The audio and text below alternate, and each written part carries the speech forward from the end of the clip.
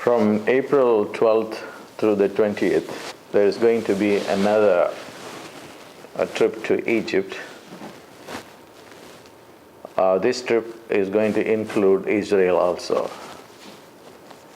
I just fell in love with Egypt during my last trip there.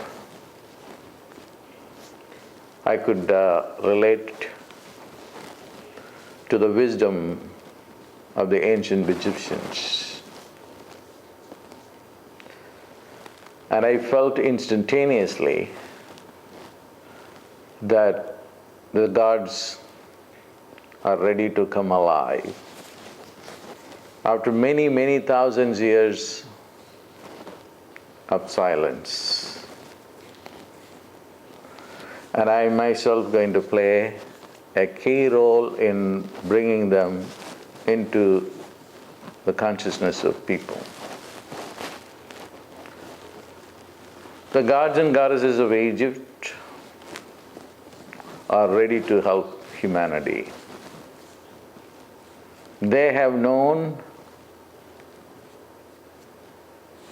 at a time that is inconceivable to us, 5,000 years from now.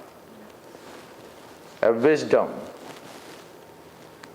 that is amazing. That wisdom is not science, modern Western science. That is a spiritual science. It is through the spiritual science they put together their temples. When I was in the Giza pyramid, I looked at the rocks. How were they moved to the place? Not by human intelligence. We have to get back and look at our own history, the history of humanity, and to use the wisdom that we once had and which we forgot or dumped. It's time that we take a look at these archetypes. And I'm just going to show you the statue of Isis. She's for real, she's an archetype. She will come alive if you make a contact with her. She was an Egyptian goddess, later became adopted by the Greeks. The Isis name is a Greek name. The Egyptian name is Isha. Whatever name you can call her Parvati, the Hindu goddess. It doesn't really matter. It's a science. It's a spiritual science. You can make any god or goddess to come alive, but by paying attention to them and observing certain rituals that will make those archetypes to come and be present for you. The Greeks put together a great temple for Isis. I was able to go to that temple. And there is another god, and he is called Jehuti. Jehuti is a god with a bird's face, and he is responsible for alphabets, for learning. And he reminds me of two personalities in the Indian scene. One is Kakabujinda, the immortal saint who never died, and who became himself a godhead. The other one is Brahma, the creator god. They had the secret of the syllables. If you want to have omniscience, you don't have to go and read all the disciplines, physics, chemistry, mathematics, literature, all the other languages. It's impossible to do that. But with one single syllable, that you can master the entire wisdom, and that enables you to know everything. That is omniscience. And that you can acquire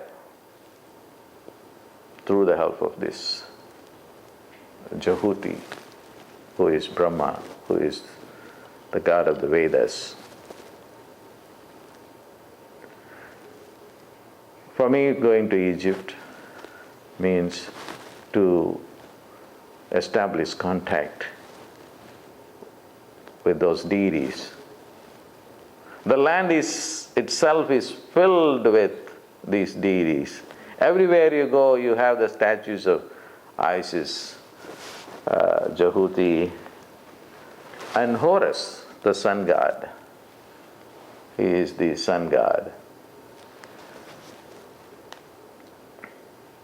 We were able to go to the most ancient shrine for the sun god, Horus, during the last visit. We are also going there, except for the fact that we are going at the most auspicious time, when the sun is entering into Aries.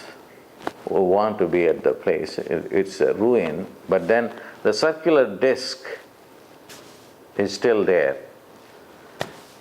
And we are going to climb up, and I just wanted that to happen at the most astronomically potent time, and that happens to be the sun entering into Aries. I just wanted to add a few other things in the trip, because we are close by to Mount Sinai, a great mount, a sacred mount, full of sacred history connected with Moses and many other personalities who all went to the mountain to get connected with the divine. So we are going to go to Mount Sinai. Then we are going to go to Jericho, where Jesus acquired his spiritual powers, siddhi powers, the powers to perform miracles, the 40 days and 40 nights, his temptations with the devil, and his conquest. And we are going to go there and be in that energy field. And also the birthplace of Jesus, Bethlehem.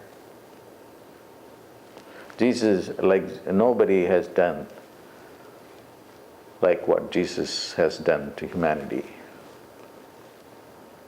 He is everywhere. His message of love has touched every part of the world. He was also there for the same reason as the Buddha or any other saint was, to end suffering, to end sinful existence. Sinful existence is ignorance, unenlightened condition. We should all have to evolve to a level. Jesus said, Father, your kingdom has to come down, as it is in heaven. Why are we suffering? Suffering doesn't make sense to us. Please deliver us. He didn't ask for, just give me a lot of money, make me a billionaire. And that's the wrong prayer.